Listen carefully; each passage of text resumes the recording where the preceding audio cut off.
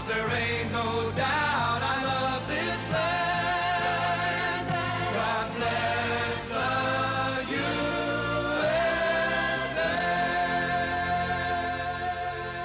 Рейган — это кондовый консерватор. Reagan era un conservador acérrimo. Por lo tanto, a una persona que procedía de su entorno, le resultaba más fácil dar el paso hacia nosotros para encontrarnos a mitad del camino. Otro quizás no hubiera podido hacerlo y la oportunidad se hubiera perdido.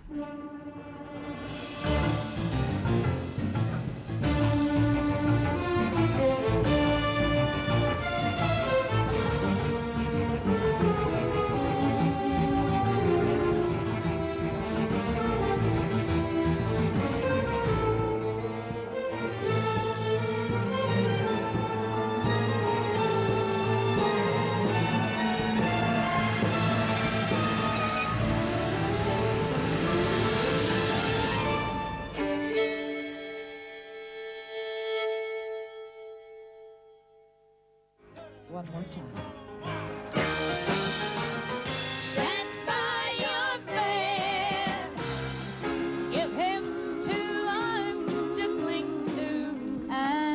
Un concierto en los jardines de la Casa Blanca para una antigua estrella de cine que ahora era presidente de los Estados Unidos.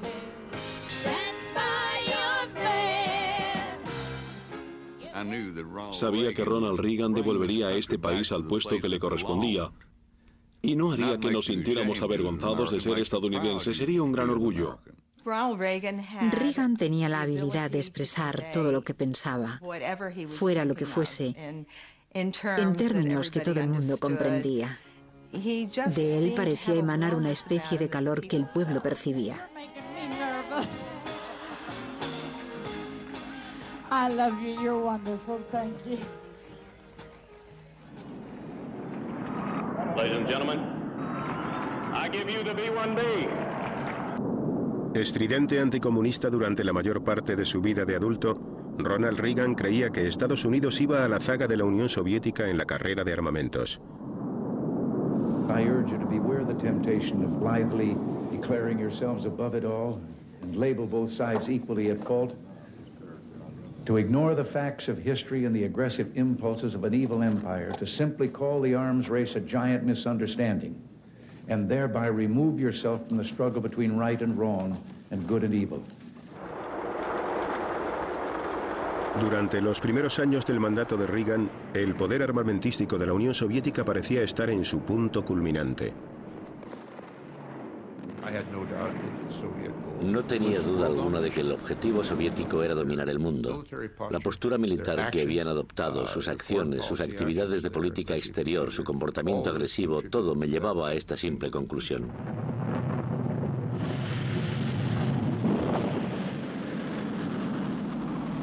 La Unión Soviética había sido la primera en el espacio, pero ahora un temor acechaba en los corazones de los altos dirigentes soviéticos, el temor a la superioridad tecnológica de los Estados Unidos.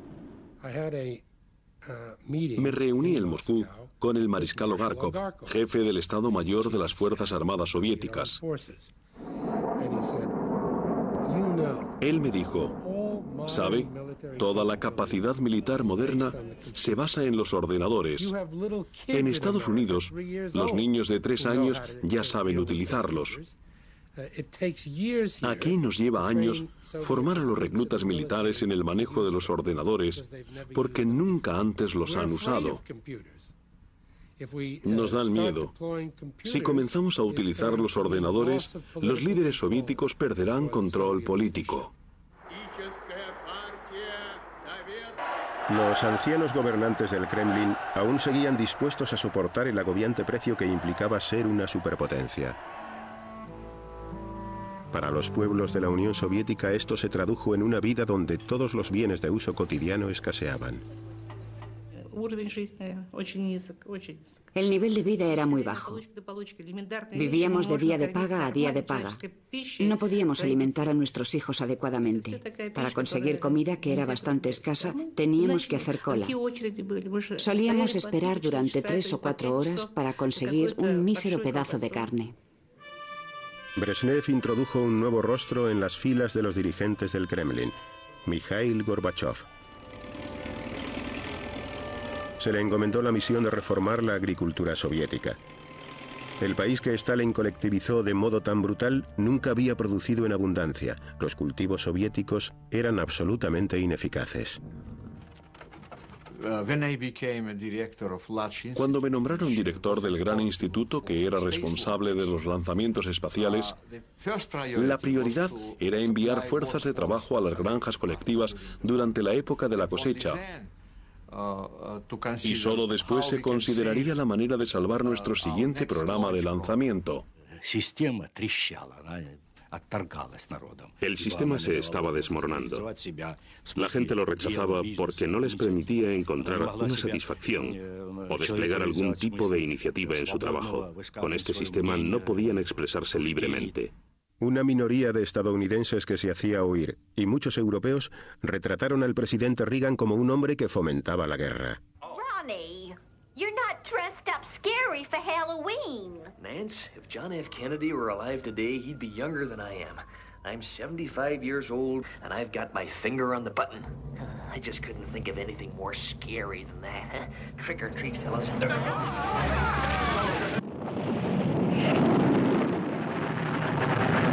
Estados Unidos y la Unión Soviética ya poseían unos arsenales nucleares lo suficientemente grandes como para aniquilarse el uno al otro. Ambas partes seguían introduciendo constantemente misiles más poderosos y precisos.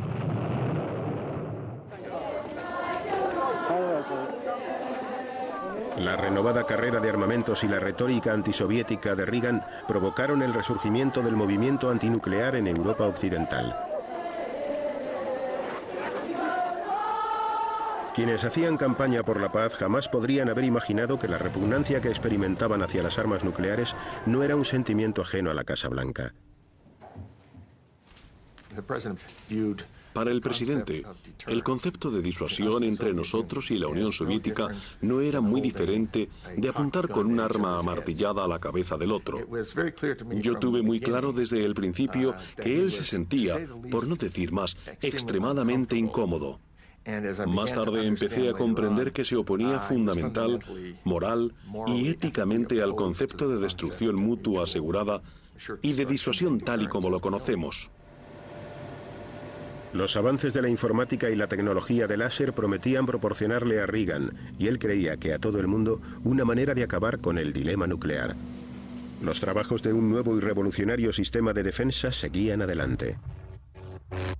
What if free people could live secure in the knowledge that their security did not rest upon the threat of instant U.S. retaliation to deter a Soviet attack, that we could intercept and destroy strategic ballistic missiles before they reached our own soil or that of our allies? I know this is a formidable technical task, one that may not be accomplished before the end of this century. I call upon the scientific community in our country, those who gave us nuclear weapons, to turn their great talents now to the cause of mankind and world peace, to give us the means of rendering these nuclear weapons impotent and obsolete. Good evening. This is the CBS Evening News. Dan Rather reporting tonight from Washington. President Reagan today followed up last night's defense policy speech. He gave the go-ahead to develop a space-age system designed to neutralize an enemy nuclear missile attack, a system domestic critics today called too high cost, too high tech, too pie in the sky. Supongamos que nos encontráramos en 1940 y que alguien dijera: podemos coger un pequeño átomo. Un átomo es algo que no se ve. Pero si hacemos explotar ese diminuto átomo, podemos destruir toda una ciudad. ¿Le habrían creído? Hubieran dicho: sí, intentémoslo. Franklin Roosevelt dijo sí. Franklin Roosevelt es como un héroe en la historia. ¿Por qué? Por fabricar un arma ofensiva de destrucción masiva. Por el contrario, Ronald Reagan vino a verme a mi despacho y me dijo: deberíamos contar con algo para detener esto. La Iniciativa de Defensa Estratégica de Reagan, o SDI, apodada Guerra de las Galaxias por la película, concibió armas satélite y también otras situadas en tierra que podrían destruir los misiles soviéticos con movimientos rápidos y haces de láser. Fue un golpe terrible. Como si todas nuestras esperanzas de hacer comprender lo peligrosa que podría resultar una militarización espacial se hubieran evaporado.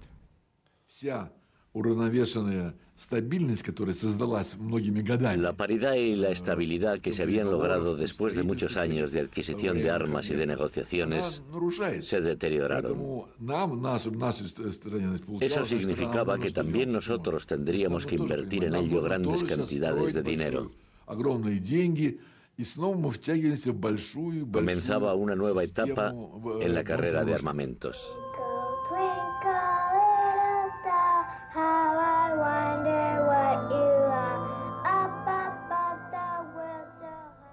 Muchos políticos y científicos estadounidenses hicieron campaña contra lo que ellos consideraban una cara locura de Reagan.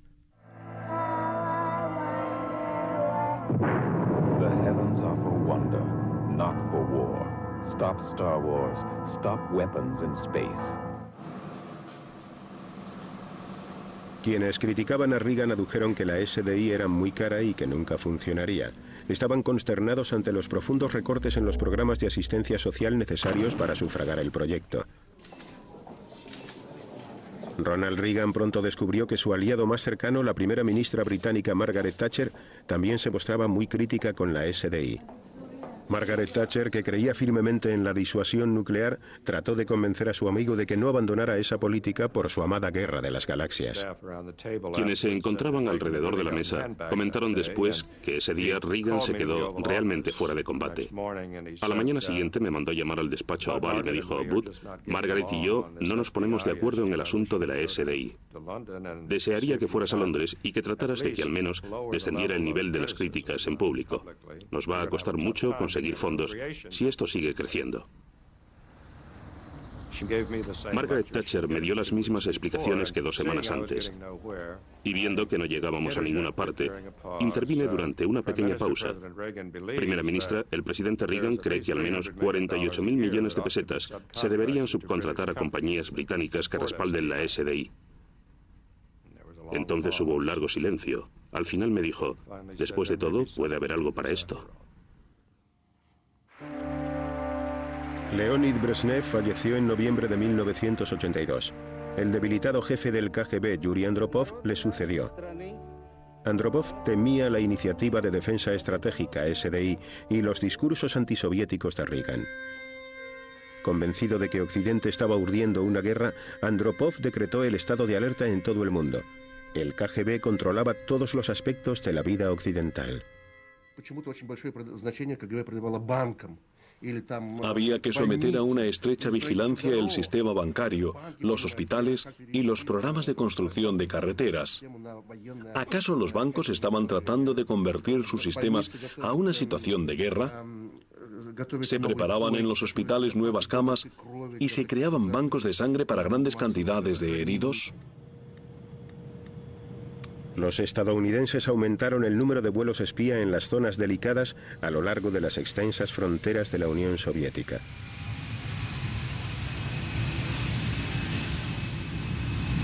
Los aviones equipados con dispositivos de vigilancia electrónica parecían de líneas aéreas civiles y a veces volaban cerca de las rutas de pasajeros.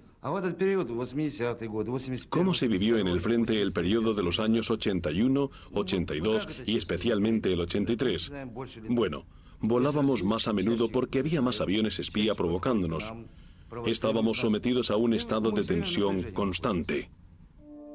El 31 de agosto de 1983, un avión surcoreano partió desde Anchorage hacia Seúl. Inexplicablemente, el vuelo KAL 007, con 269 pasajeros a bordo, se desvió y penetró en el espacio aéreo soviético. Recibí una llamada telefónica. Me informaron de que habían detectado un avión no identificado volando sobre Kamchatka y que todos nuestros esfuerzos por contactar con él habían resultado infructuosos. Me aseguré de que todas las fuerzas de que disponíamos se pusieran en alerta inmediatamente.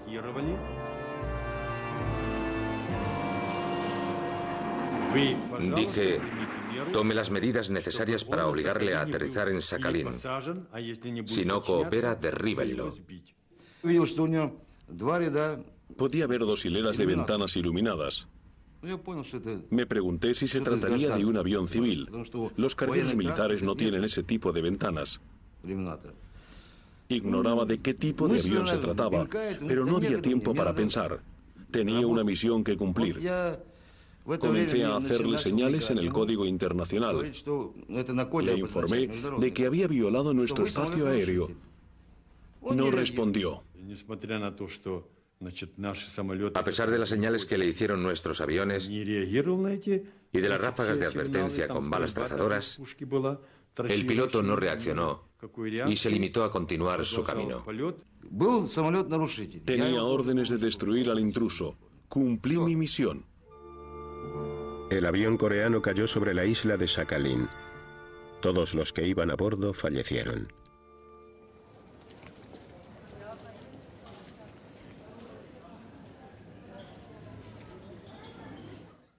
The United States reacts with revulsion to this attack. Loss of life appears to be heavy.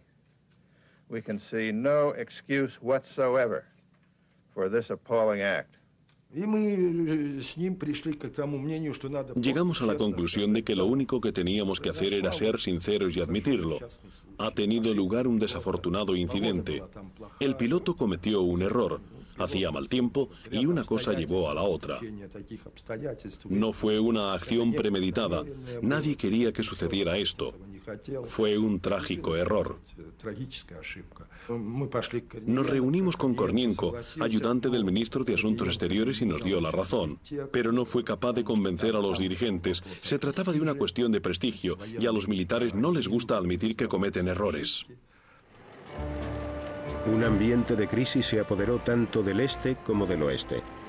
Las conversaciones para el control de armas se interrumpieron.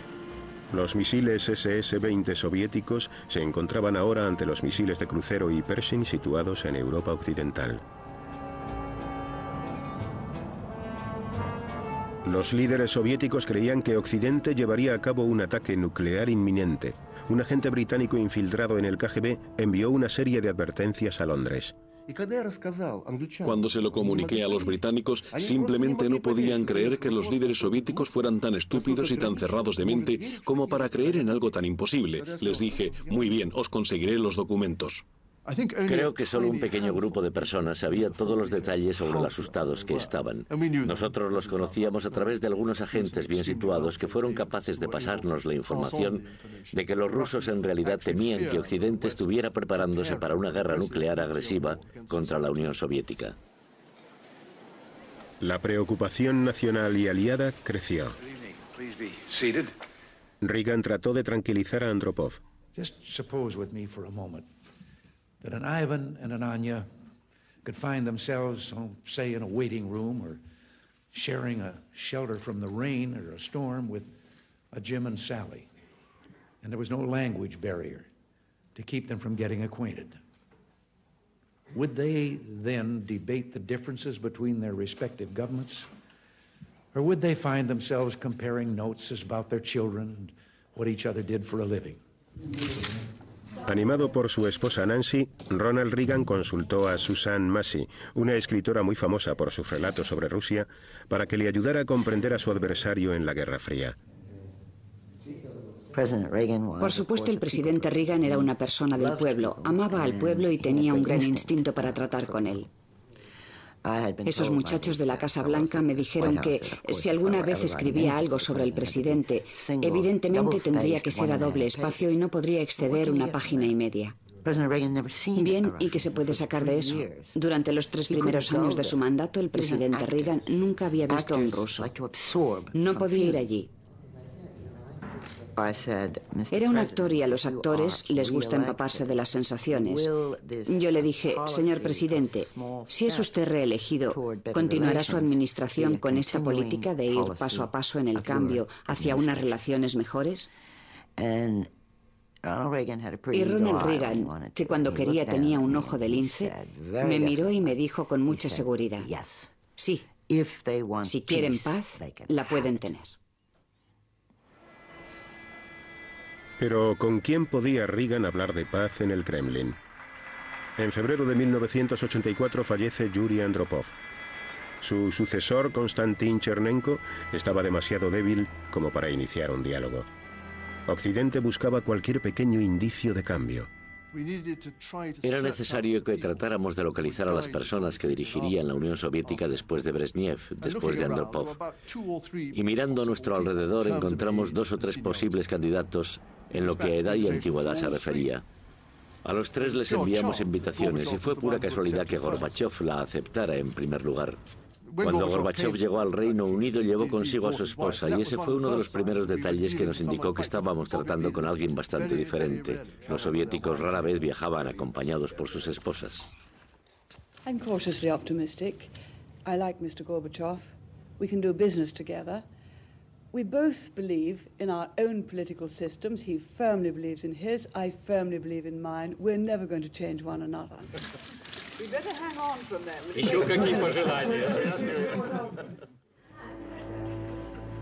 Marzo de 1985. Muere Konstantin Chernenko.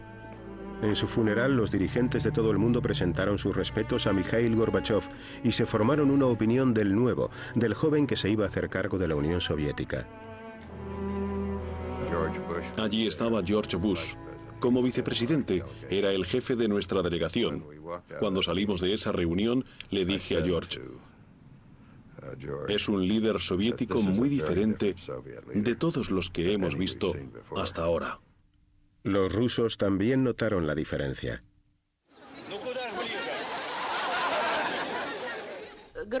Gorbachev fue recibido con grandes muestras de entusiasmo. Todo el mundo en nuestro instituto le aclamó. Estábamos encantados con el hecho de que una persona tan activa y culta se hubiera convertido en el nuevo secretario general de nuestro Partido Comunista. Esperábamos un milagro. Pensamos que se trataba del Mesías que había venido para traer el cambio. La situación de la Unión Soviética y de su sociedad se podía describir de una manera muy sencilla, con una frase que pronunciaba todo el mundo en el país. No podemos seguir viviendo así durante más tiempo. Y se refería a todo. La economía estaba estancada, los bienes escaseaban y eran de mala calidad. Gorbachev asumió el poder de una superpotencia enferma por la crisis social, la corrupción en el Partido Comunista y el alcoholismo.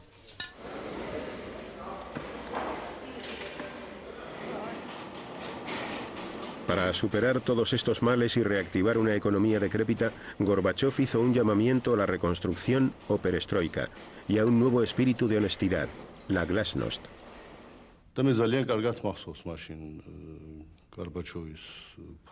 Recuerdo con toda claridad lo que dijo Gorbachev en aquel momento. Podemos tomar 2 caminos. Podemos apretarnos el cinturón muy fuerte y reducir el consumo. Pero el pueblo no lo tolerará durante mucho más tiempo. O podemos tratar de calmar la tensión internacional y superar las diferencias entre este y oeste. De esta manera, nos ahorraríamos las cantidades astronómicas de dinero que la Unión Soviética destina a armamento. En Washington, Reagan tenía que salvar las objeciones internas de su propia administración antes de poder reunirse con el nuevo hombre del Kremlin. Creo sinceramente que para Ronald Reagan esta hubiera sido la batalla de política exterior de su vida, sino la batalla de política en general de su vida, que empezaría en el interior de su propio partido, y luego se extendería a todo el país si hubiera intentado acercarse a Gorbachev sin contar con una persona que secundara su punto de vista. Le correspondió a Margaret Thatcher hablar en primer lugar con el líder soviético y luego decir en público, es un hombre con el que podemos tratar. Ginebra, Suiza. Noviembre de 1985. El escenario para la primera cumbre entre las 2 superpotencias que tenía lugar en 6 años estaba preparado. A Reagan le entusiasmaba la idea de averiguar si podría negociar con Gorbachev. Siempre pensé que el presidente Reagan era exactamente el hombre que en circunstancias normales hubiera agradado a los rusos, la clase de estadounidense que realmente les gustaría. En primer lugar, es una especie de icono, es un vaquero, y a ellos les encantaba. La otra razón es que se trataba de un hombre muy patriótico. Siempre que le veías te daba la sensación de que de un momento a otro iba a exclamar: Dios bendiga a los Estados Unidos, y no era un sensiblero. Realmente lo creía, y en la Unión Soviética incluso los más radicales y cínicos realmente respetaban el patriotismo. En Occidente eran muchos los que se preguntaban si Ronald Reagan, que ya contaba con 74 años de edad, estaría a la altura y podría enfrentarse con un Mikhail Gorbachev de 54. El ayudante del presidente entró y dijo: señor presidente, ¿desea ponerse el abrigo? A lo que él respondió: no estoy muy seguro. Y alguien intervino: bueno, hace mucho frío ahí fuera. La verdad es que debería ponerse un abrigo. Habían anunciado que la comitiva soviética ya estaba en la entrada. Reagan se volvió y, sin ponerse nada encima, se dirigió a la puerta. Se especulaba sobre si ese cansado anciano, presidente de los Estados Unidos, podría mantenerse al nivel de ese astuto, activo, joven y vigoroso comunista. Para sorpresa del mundo, el viejo bajó los escalones con rapidez. Se reunió con el líder soviético y le dio la bienvenida a un Gorbachev envuelto en su abrigo y tapado también con un sombrero y bufanda, como si en lugar de estar en Ginebra estuviera en Islandia. La agenda de la cumbre, cuyos temas principales eran Afganistán y el control de armas, era desalentadora, pero los gestos eran esperanzadores. Los dos dirigentes celebraron de inmediato una reunión privada. Estaba programado que la reunión duraría 10 minutos, pero pasaron 20, luego media hora, 40 minutos, y el chico que se encargaba del programa en la Casa Blanca vino a verme y dijo: debería entrar y decirles que están sobrepasando el tiempo. Le respondí: si haces eso deberían despedirte, ahora que parece que se están entendiendo. ¿Pero verdaderamente se estaban entendiendo? Durante el descanso regresé junto a mis colegas. Me preguntaron: ¿cuál ha sido tu impresión? Yo les comenté que había conocido a un hombre de las cavernas, un dinosaurio. Los dos mandatarios estaban divididos sobre todo por la iniciativa de defensa estratégica de Reagan, la Guerra de las Galaxias. La verdad es que fue una discusión bastante enfervorizada, pero no tan irritada como correspondería a dos personas tan apasionadas en sus opiniones como ellos, y con posturas diametralmente opuestas. Y fue en esta ocasión cuando el presidente dijo: pero tiene que creer que esto es tan importante para la seguridad mundial que le proporcionaré la tecnología a medida que nosotros la vayamos desarrollando. Y Gorbachev se echó a reír y respondió: señor presidente, estoy seguro de que entenderá que no podemos creerle, puesto que ni siquiera nos hace llegar tecnología para las ordeñadoras. Mikhail Gorbachev se marchó de Ginebra sin haber llegado a un acuerdo sobre su principal objetivo: poner freno a la carrera de armamentos. Pero los Estados Unidos y la Unión Soviética volvían a dialogar.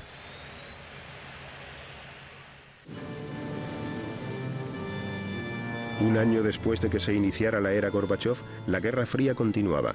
El llamamiento de Ginebra para celebrar una nueva cumbre se fue posponiendo en repetidas ocasiones. Los temores de que se produjera una guerra nuclear volvieron a tomar forma en las mentes de las personas e incluso aumentaron. Durante este periodo habíamos recibido una extensa formación ideológica. Nos hablaban sin cesar de los discursos de Reagan, de manera que llamábamos a los imperialistas estadounidenses el imperio del mal. Comenzamos a salir al mar el doble de veces que antes. Manteníamos un gran número de submarinos en el agua todo el tiempo y lo más cerca posible de las costas británicas y estadounidenses. Y cuantos más enviábamos nosotros, más enviabais vosotros. Esta peligrosa concentración y proximidad de submarinos nucleares podía traer consigo consecuencias impredecibles. Y tuvo lugar un desastre nuclear, pero no entre las dos superpotencias. En abril de 1986, una explosión destruyó el reactor número 4 de la planta de energía nuclear de Chernóbil, situada en Ucrania, al norte de Kiev.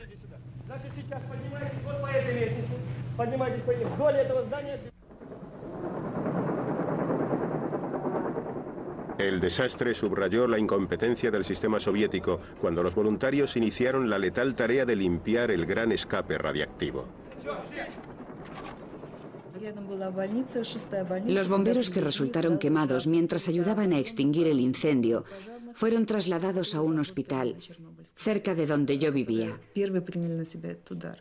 En aquel momento, la gente no sabía nada de la radiación y existía una gran confusión acerca del modo en que se transmitía.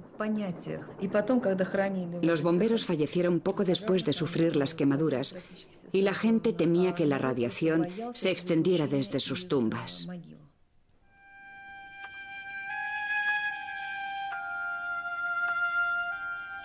Chernóbil, sus alrededores y extensas áreas de Ucrania y Bielorrusia presentaban índices muy altos de contaminación y sus habitantes se marcharon de allí.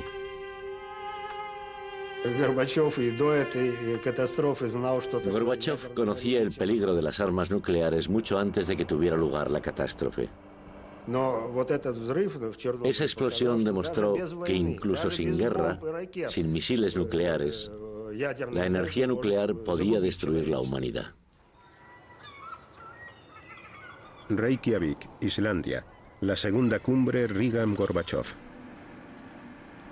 Gorbachev decidió entonces revisar la primera propuesta que le hizo Reagan sobre el control de armamento, conocida por el nombre de Opción Cero. Reagan había ofrecido no desplegar los misiles de crucero y los Pershing en Europa si los soviéticos retiraban sus SS-20. Brezhnev había rechazado categóricamente la propuesta de Reagan. Los nuevos misiles estadounidenses fueron situados en Europa. Ahora, Gorbachev deseaba llegar a un acuerdo. Comprendió que la perestroika y los cambios internos estaban empezando a ir más despacio y que disponía de poco tiempo. Tenía que decidir. Podía obtener recursos de la carrera de armamentos o de lo contrario se vería obligado a buscarlos en otro lugar. Estaba con él cuando decidió plantearle a Reagan la siguiente pregunta. ¿Quería o no llegar a un acuerdo? ¿Deseaba o no el desarme? Reagan sí quería el desarme, pero ¿dejaría a un lado su iniciativa de defensa estratégica, la SDI? Le dije, muy bien, eliminemos completamente los misiles, no dejaremos ni siquiera 100 de ellos, y llevemos a cabo la opción cero. La noticia cayó como una bomba, sorprendió a todo el mundo. Reagan golpeó la mesa y dijo, bueno, ¿y por qué no empezó por ahí? Eso es exactamente lo que quiero hacer. Y si quiere eliminar todas las armas, estaré de acuerdo en hacerlo. ¿Todas las armas? Por supuesto. Las eliminaremos todas. Dios, esto es estupendo. Ahora tenemos un trato. Sí, pero tiene que limitar la SDI al laboratorio. No lo haré, dijo Reagan. De ningún modo. La SDI seguirá adelante. Se lo dije. Nunca abandonaré la SDI.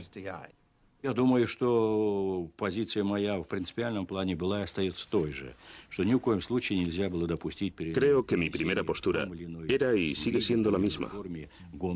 La carrera de armamentos nucleares nunca debería llegar al espacio.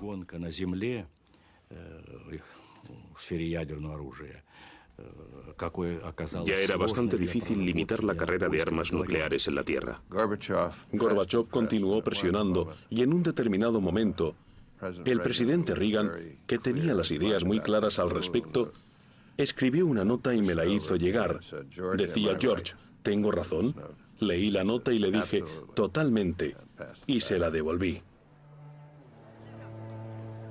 La oportunidad de llegar al acuerdo más trascendental desde que se iniciara la Guerra Fría, la eliminación por parte de los Estados Unidos y de la Unión Soviética de todas las armas nucleares excepto un centenar de ellas, se había esfumado.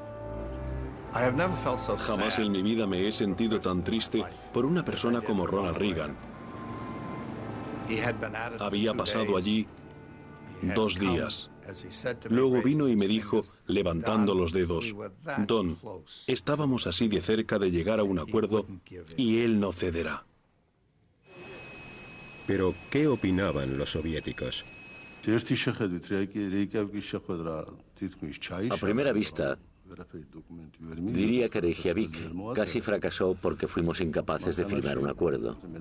Pero después, cuando acudimos a nuestra conferencia de prensa, Gorbachov y yo hablamos en el coche y coincidimos en que no era un fracaso. Y fue en esta conferencia de prensa cuando Gorbachov pronunció una frase que se hizo famosa.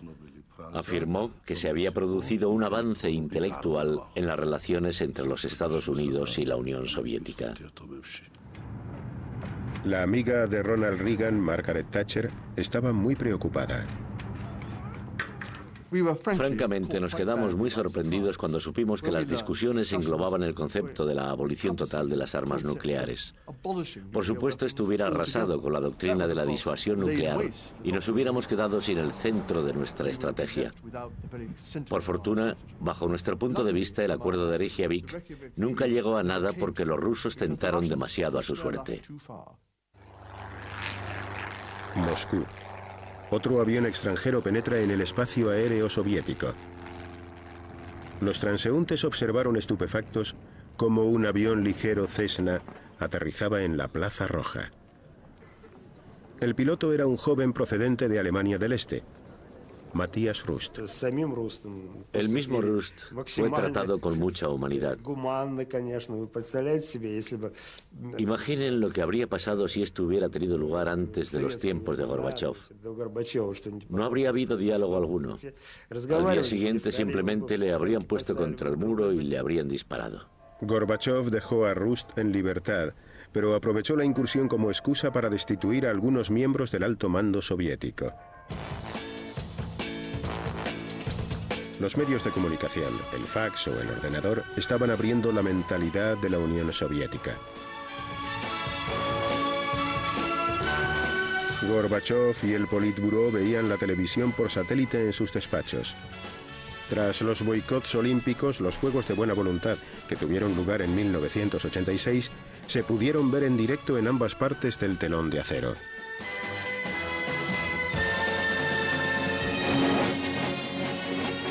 La televisión soviética estaba cambiando y se arriesgó a emitir un debate en directo con Margaret Thatcher.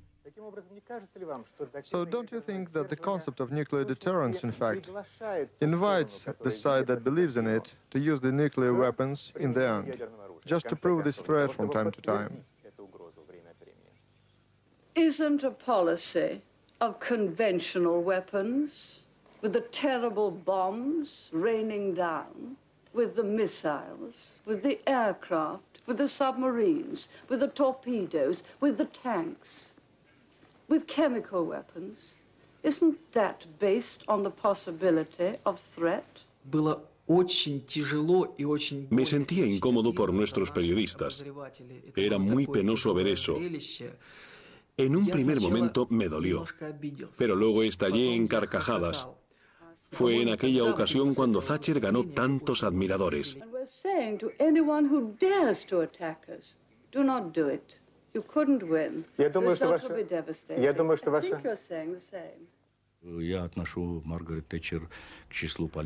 He de decir que Margaret Thatcher era uno de los políticos con los que más importancia tenía entablar un diálogo, porque era una personalidad muy fuerte y un político muy duro. Y a pesar de que en todas las reuniones que celebrábamos siempre discutíamos con ella, ambos respetábamos la postura del otro. La política de glasnost de Gorbachov sacó a la luz la cultura pop.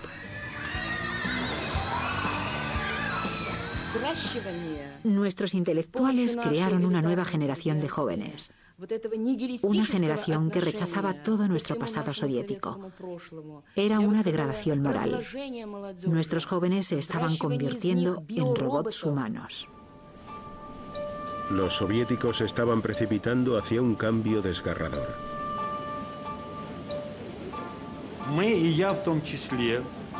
A finales de 1987 estábamos especialmente preocupados. Observamos que el país no iba en la dirección que debería. La situación del pueblo empeoraba a cada momento. Y la de las Fuerzas Armadas no era mejor. Gorbachov reaccionó a la creciente oposición siguiendo adelante con planes para reformar el Partido Comunista. И все-таки все то, что мы развернули через реформу, через демократию вот эту, через советы, через трудовые коллективы, через вот эти вещи все, включения, вот это только путь. К этому надо. Там уже вы, власть в натуре будете держать. Основным достоинством горбачевской политики... El mayor logro de las políticas de Gorbachov fue que, en el espacio de 1 o 2 años, hizo desaparecer el miedo como por arte de magia. El pueblo había perdido el miedo a hablar y a actuar con libertad. Si no hubiera fomentado las reformas, si no hubiera tratado de permitir que la gente respirara con libertad, si no hubiera tratado de abrir la puerta a la glasnost y a la democracia, de estimular a la sociedad, de conseguir que pensara y actuara, probablemente hoy aún estaría en mi sillón de secretario general. Podría haber permanecido allí mucho tiempo, porque todavía soy bastante joven. Washington. Ronald Reagan seguía tratando de hacer realidad su visión de la Guerra de las Galaxias. Ahora el Kremlin pensaba que eso nunca sucedería y que por ese motivo no debería retrasarse más un acuerdo sobre la reducción de armas. La primera visita de Gorbachov a los Estados Unidos tuvo lugar con motivo de la firma de un tratado histórico. Su visita, emitida en directo por la televisión soviética, aumentó su prestigio tanto en su país como en el exterior. Todo lo que había visto de los dirigentes soviéticos era a Khrushchev golpeando la mesa con el zapato y a algunos ancianos con monótonos uniformes que guardaban un parecido con Mao Zedong. Carecían de personalidad y eran como zombies. Pero he aquí que llega Gorbachov. Lleva un buen traje de Brooks Brothers, muy bien cortado, corbata e incluso una camisa blanca. Era extrovertido, conoció a gente, no dejó de bromear y se llevaba bien con todos en Washington, D.C. Ladies and gentlemen, the President of the United States and the General Secretary of the Central Committee of the Communist Party of the Soviet Union. Un dicho ruso que Susan Massey le había enseñado a Reagan parecía lo más apropiado en este momento. A los rusos les gusta utilizar proverbios cuando hablan. Le convendría saber algunos. Y seguí. Es usted actor, por lo que puede aprenderlos muy rápido. Y le enseñé este. La señora Reagan estaba con nosotros en aquel momento y a ella le gustó ese. Entonces dije, aquí está, y es Doverjai, no Proverjai. Mr. General Secretary, though my pronunciation may give you difficulty, the maxim is Doverjai, no Proverjai. Trust but verify. Назначение этого... На каждой встрече вы это повторяете. You repeat that at every meeting.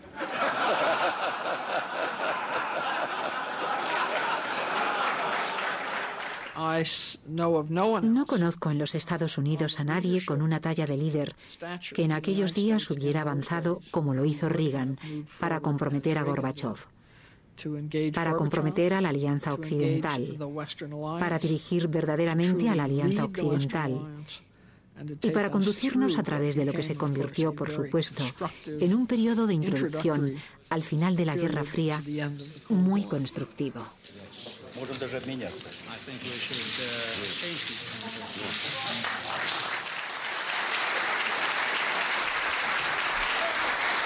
Reagan y Gorbachov fueron más lejos y firmaron un acuerdo. Por primera vez se suprimiría toda una categoría de armas nucleares.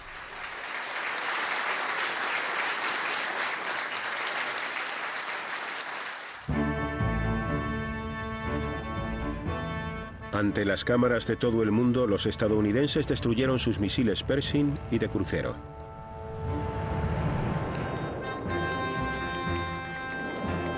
Los soviéticos desmantelaron sus SS-20.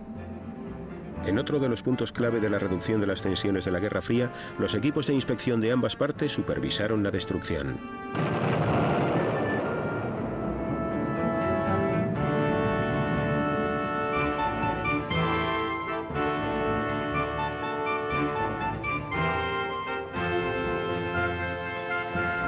En su último año como presidente, Ronald Reagan realizó su primera visita al Kremlin.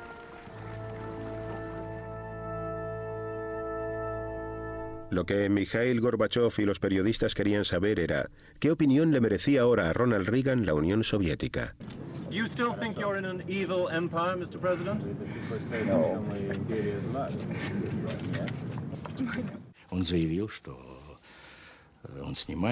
Dijo que quería retractarse de su referencia a la Unión Soviética como imperio del mal. Y encontró un buen lugar para anunciarlo, justo en medio del Kremlin. Sin embargo, añadió que lo hacía no porque se hubiera equivocado cuando lo dijo inicialmente, sino porque en 1988 la Unión Soviética había recorrido un largo camino bajo el mandato de Mikhail Gorbachev. Se había convertido en un país diferente. Juntos, los dos dirigentes habían aprovechado su oportunidad.